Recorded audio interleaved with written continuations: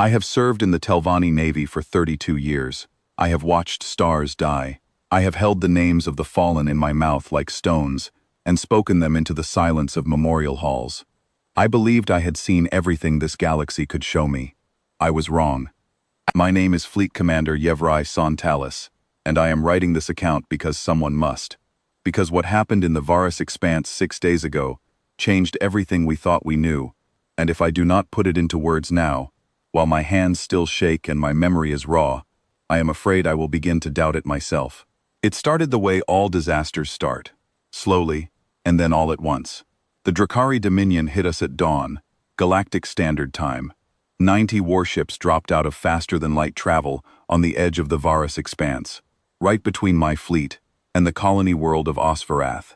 2.6 billion souls lived on that planet. Families, children, larvae, still wrapped in their birth silk. The Drakari had come to burn them all. I had 30 capital ships, good ships, proud ships, but the Drakari outnumbered us 3-1, and their weapons cut through our shields like claws through wet paper. Within the first 2 hours, I lost 6 ships. By the 4th hour, I had lost 10. By the 6th hour, 14 of my 30 were gone, and the rest were bleeding atmosphere from wounds too deep to seal. I ordered a retreat toward Osvarath. Not to win. I had already given up on winning. I ordered the retreat so my remaining ships could form a wall between the Drakari guns and the civilian transports trying to evacuate the planet below. Every minute we survived was another transport full of children reaching safe distance. That was the math. That was all the math I had left. The Drakari commander, a warlord named Keth Dras, opened a channel to mock me. His face filled my view screen, all scales and teeth and ancient cruelty. He told me to surrender. He promised to keep some of our larvae alive as specimens for his empire's biological archives. He laughed when he said it. I closed the channel without a word. There was nothing to say to a creature like that. My tactical officer ran the numbers. At our current rate of losses, my fleet would be completely destroyed in 42 minutes. The civilian transports were only 30% evacuated. Millions of my people were going to die, and there was nothing I could do about it. So I did the only thing left. I opened every communication frequency I had, military and civilian, allied and neutral, even the old Galactic Conclave emergency band that no one had used in over a century. And I sent a distress signal, not because I expected an answer. The Conclave had declared our war a regional matter. The Crithani were too far away. The Ulosi had refused to get involved. I sent it because it is what you do. You call for help, even when you know no one is listening. You call for help because staying silent means accepting that you are already dead. I recorded a final message for my daughter after that. I told her I loved her. I told her I was sorry. I told her to remember that her father stood his ground. Then I turned back to the view screen and watched the Drakari formation begin its final approach. 90 warships closing in around us like a fist, 2 planet-killer dreadnoughts moving into orbital bombardment position above Osvarath. This was the end. I could feel it in my bones, in the old cracks along my exoskeleton that ached when death was near. And then my sensor officer stopped talking. She was mid-sentence, reading out the Drakari formation vectors, and she simply stopped. Her mandibles froze. Her compound eyes went wide in a way I had never seen before. Not in 32 years of service. She stared at her console as if it had spoken to her in a language she did not recognize. She said one word, "Commander." I turned to the main view screen. I will try to describe what I saw, but I want you to understand that language was not built for this. Words are small containers, and what poured into the Varus Expanse in that moment was something too large for any container ever made. The sky tore open, not in one place, everywhere. Across the entire battlefield, in every direction, above and below and behind the Drakari fleet, subspace ruptures split real space apart, like something enormous was pushing through from the other side. Hundreds of ruptures, then thousands. The stars themselves seemed to flicker and flinch as the fabric of normal space screamed under the pressure. And through those wounds in the universe, ships came. They came all at once. Not a vanguard followed by a main force, not a staggered arrival. Every single ship dropped into real space at the same instant, as if they had rehearsed this moment down to the nanosecond. The precision alone was beyond anything I thought possible. The ships were dark, not painted dark, They were made of something that swallowed light, matte black hulls that reflected nothing. No elegant curves, no artistic design, no decoration of any kind. They were angular and blunt and brutal, built by hands that understood war not as glory or honor, but as a job to be done and finished. They looked like tools. They looked like hammers. My console began counting them. 200, 500, 900, 1200. The number kept climbing. 1800, 2000, 2400. It stopped at 2400 and blinked, as if the computer itself was embarrassed by the figure. And in the center of that formation, surrounded by escorts that were themselves larger than anything in my fleet, sat something my computer could not classify. It tried to measure it. It returned an error. The words on my screen read, "Insufficient reference frame." The ship was simply too large.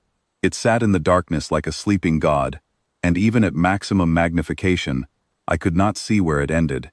Every gun in the Varus expanse went silent. Not because of an order. No one gave an order. The Drakari stopped firing. My ship stopped firing. Every weapon system on every vessel simply ceased, because the hands operating them had gone still. There was nothing else to do but stare. My bridge was quiet. My species communicates partly through sound, through the clicking and humming of our mandibles. We are never silent. But in that moment, 16 Telvanni officers stood in perfect, absolute silence, and the only sound was a datapad slipping from someone's fingers and clattering against the deck. Then the transmission came. It cut through every frequency simultaneously. Military channels, civilian bands, Drakari command encryption, even the old trade frequencies that hadn't carried a signal in decades. Every speaker on every ship in the expanse spoke with the same voice. It was a human woman. She spoke Galactic Common, and she spoke it perfectly, without accent, without hesitation, as if she had been born speaking it. Her voice was calm, not threatening, not angry. Calm the way deep water is calm, hiding everything beneath the surface. She said her name was Fleet Admiral Marin Cole, of the United Earth Expeditionary Command. She said they had received a distress signal on the Conclave emergency frequency. She said they were responding. Then she spoke to the Drakari. She told them they had 60 seconds to power down their weapons and withdraw to a set of coordinates her ships were transmitting. She said it was not a negotiation. She said there would not be a second request. Her voice never changed pitch. She could have been reading a weather report. And that, I think, was the most frightening part. She was not performing strength. She was not making threats. She was simply telling the Drakari what was going to happen, the way you might tell someone that the sun will rise. I checked the timestamp on my distress signal. I had sent it 11 minutes ago. The humans had crossed that much space in 11 minutes. My navigation officer leaned toward me and whispered that this was not possible with any drive technology known to any species in the Conclave registry. I did not respond. I was watching the clock. The 60 seconds passed. Warlord Keth responded with fury. He called the humans forgotten vermin. He called them soft-skinned scavengers. He declared that the Drakari Dominion did not take orders from a species that was still burning fossil fuels when the Dominion ruled 100 worlds. Then he ordered his fleet to lock weapons on the human armada. 90 Drakari warships turned their guns toward the darkness. Admiral Cole did not respond. She did not repeat her warning. She did not say another word. What happened next took 11 seconds. I know this because I checked the logs afterward, again and again, convinced they must be wrong. They were not wrong. In the first 3 seconds, the 2 Drakari planet killers, the largest and most powerful warships in their fleet, were struck by weapons I cannot describe. The ships did not explode. They were taken apart, cut into cross-sections, as if an invisible blade the size of a moon had passed through them. They went dark in pieces, and the pieces drifted apart slowly, almost gently, like a flower opening. In the next 4 seconds, every Drakari ship that had locked weapons on the human fleet was hit. Not destroyed, disabled. Each strike landed exactly where it needed to land, cutting weapons arrays, severing engine cores, darkening bridges. Surgical. Perfect. Not a single shot wasted. Not a single strike a millimeter off target. In the final 4 seconds, nothing happened, because it was already over. The Drakari ships that had not locked weapons on the humans were untouched, completely unharmed. Surrounded, yes. Outnumbered beyond comprehension, yes. But not fired upon. The The humans had hit only the ships that had pointed guns at them and left every other vessel intact. My weapons officer began to weep. A soft clicking sound, barely audible, that our species makes when grief or shock becomes too heavy to hold inside. No one told him to stop. Everyone understood. Admiral Cole transmitted again. Same voice, same calm. She instructed the surviving Drakari ships to retrieve their escape pods and withdraw. Then she offered them medical assistance. She offered to send human doctors to treat the Drakari wounded aboard the ships she had just torn apart. The Drakari complied, silently. Warlord Kethdra's did not speak again. A small human ship approached my flagship and requested permission to dock. I granted it. A delegation of 3 officers came aboard. They were smaller than us, soft-skinned, no natural armor, no claws, no venom. They moved carefully through our corridors, politely stepping around equipment, nodding to my crew. One of them, a woman named Captain Lien Vasquez, smiled at my officers as she passed them. And I remembered. 300 years ago, when humans first made contact with the Conclave, they had come to us with that same smile. They had asked if we wanted to trade music. We had declined. We had a war to prepare for, and they were so small, so soft, so brief in their lives. We forgot about them almost immediately. Captain Vasquez sat across from me in my command room. She told me that Earth had been watching the Drakari War, that they had debated intervention for months, that when they heard the distress call, the debate ended in minutes. I asked her the only question that mattered. My voice was barely a whisper. Why? We ignored you. The Conclave dismissed your kind. We forgot you existed. Why did you come? She was quiet for a moment. She looked at me with those strange, soft eyes that humans have, eyes that hold too much emotion for a species so small. Commander, she said, you sent a call for help. Where we come from, that is all that matters. I am writing this now in my quarters aboard the Undying Choir. The hull is still scarred. The corridors still smell of burnt metal and old fear. Outside my window, the last of the human armada is turning away, moving back toward whatever quiet corner of the galaxy they came from. They are not asking for payment. They are not demanding territory. They are simply leaving, the way a stranger might walk away after pulling you from a burning building.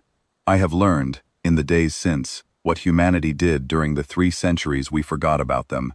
They did not stagnate. They did not fade. They built. Quietly, patiently, without conquest or cruelty.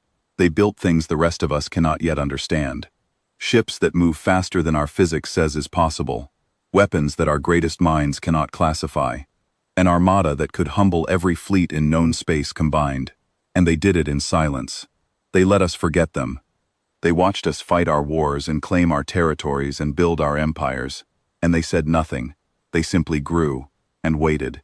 And when someone finally called for help, they came. The Conclave called them primitive. The Drakari called them vermin. We called them irrelevant. I will not make that mistake again. None of us will.